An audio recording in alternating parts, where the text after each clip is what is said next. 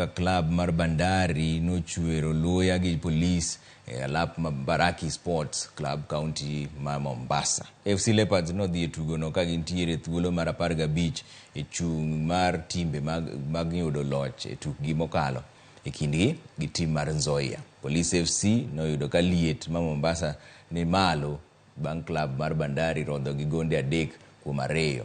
E tuke mamoko mane obagi e league maduong, club mar Bidco no loyo Muhoroni Youth gonde 3-0 ka Sofapaka no guaro Jobengi mag KCB gonde 3-0. Ulinzi Stars no medo Robert Matano liet bang rodho Tusker FC gol 1-0. Maybe it would be better if the game would finish 3-3, so the fans would enjoy more goals. But interesting game for me. We try to win, they try to win. We try to find a solution against them. They also were prepared well. So I believe that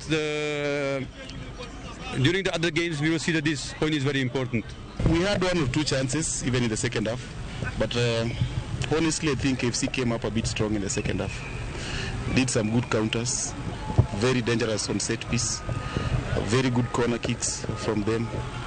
And the effort together with their coach and the players, whatever they put in the second half, maybe they deserved more. So to me, I'll say that I want to appreciate for the point I had.